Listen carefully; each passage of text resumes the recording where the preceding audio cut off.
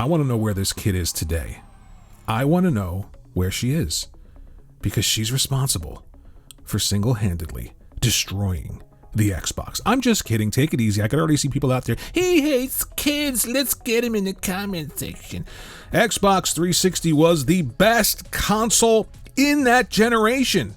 Yes, I said it, even though the PlayStation 3 managed to come back and create some great exclusive titles, because that's what you need to do in order to sell something to people.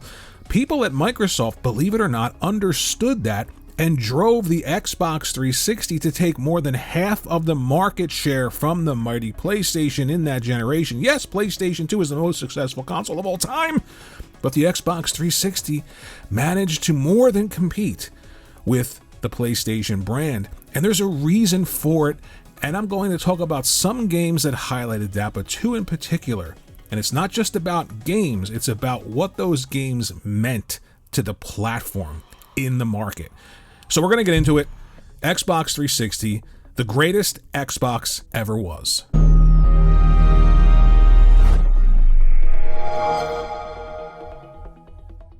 Look, coming off the original Xbox, I had no idea that Microsoft was going to get it so right with the Xbox 360. I mean, I enjoyed the original Xbox, but there's no doubt if you were a console gamer in that generation and you had a choice, it was the PlayStation 2. Now, me, myself, it was always Nintendo, but I cannot deny that I spent a ton of time with the PlayStation 2, and it was because of the system and the games.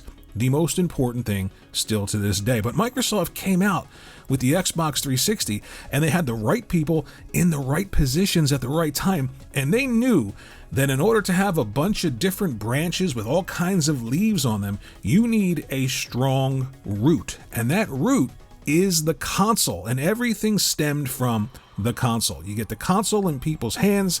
That means developers want to be there because more people have your console. That means you get de facto exclusives. That means you get the best version of games because you're the lead platform. It leads to a number of things that give you the benefit over your competition, and that's how Microsoft managed to take more than half of the market share away from Sony after that huge generation with the PlayStation 2. Now, I like to make things very simple. I like to take complex ideas and topics and whittle them down to something very basic, because I feel like you can do that with almost anything. And the success of Xbox 360, to me, comes down to two things and two games that I found that demonstrate the idea that I'm trying to put forth in this video. So let's get into it. But before I get to those video games, I want to talk about some games that Microsoft launched the Xbox 360 with, because I think it demonstrates how in touch with the console space and console gamers Microsoft was back then, and that's what led to the success of the Xbox 360.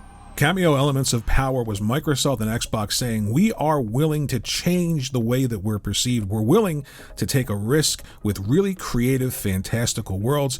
And it's important to have games like this at launch. A lot of people laughed at Knack or games like Astrobot, but these games pull in a different demographic, and they signal to everyone that creatives have a home on this platform. And I think still to this day, this was one of the most important launch titles for the Xbox 360, because it's something that you wouldn't expect from Xbox or Microsoft. And I wanted to mention this because I feel like still it's one of the most important titles for Xbox and the Xbox 360. Before I get to the two games that I think are the most important for the Xbox 360, there's another launch game that I wanted to highlight because it's the extreme opposite of Cameo Elements of Power. So you've got the cute, the whimsical, the fantastical, and then you've got Condemned Criminal Origin, another game that screamed you're in a new generation.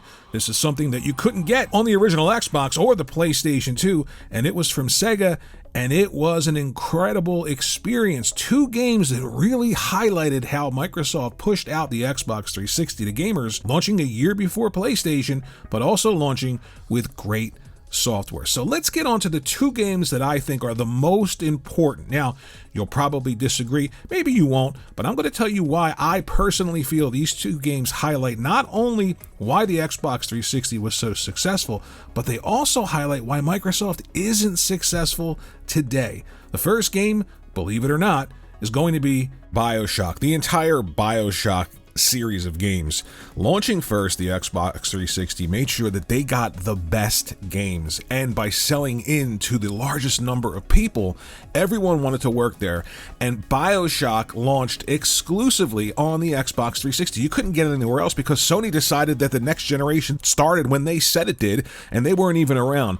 This game and the sequel here was so important to the success of Xbox 360, and it demonstrated that Microsoft knew the idea of getting out there first, the idea of attracting not just customers, but developers to your platform, making it the lead platform, and leaning into the best place to play next generation games was the Xbox. There's no denying that even though this wasn't a first-party title, it was essentially a first-party title. Everyone was talking about BioShock, and everybody was playing it on the Xbox 360. This is a game that demonstrated that Microsoft's success was born out of the idea of selling a console to the most people possible, and in turn attracting the best developers to make the most money because they've got the largest audience to sell to. BioShock was a testament to Microsoft understanding the market, making a product, getting it out there, and finding success. The next game, of course, is going to be Gears of War. Microsoft knew that to launch the original Xbox, they needed a hit IP, and they got Halo. And they carried that forward to the Xbox 360, and they made sure to have the generation-defining Gears of War series. Now, imagine if a developer told a manufacturer, you need to put more RAM in this box before you release it, and the manufacturer actually listened. Well, that's what happened with Gears of War. Cliffy B decided to tell everybody, listen, this just isn't going to cut it. We need better performance. We need a beefier machine to run this game to make it a next-gen game, and they listened, and they got Gears of War. Again, not just getting a great game exclusive for the platform, but also signaling that Microsoft used to understand that the people that create great games are the real stars, and not listening to somebody preaching about something other than making a great kick-ass game. And that's what Gears of War was. This game literally sold probably more Xboxes than the original Halo did for OG Xboxes. And that is unbelievable. This game was so gritty, so realistic, so in your face. It was everywhere. And that Mad World commercial took everyone by surprise, and everyone ran out and got an Xbox 360 for Gears of War. The idea for both of these games, both BioShock and Gears of War, are this.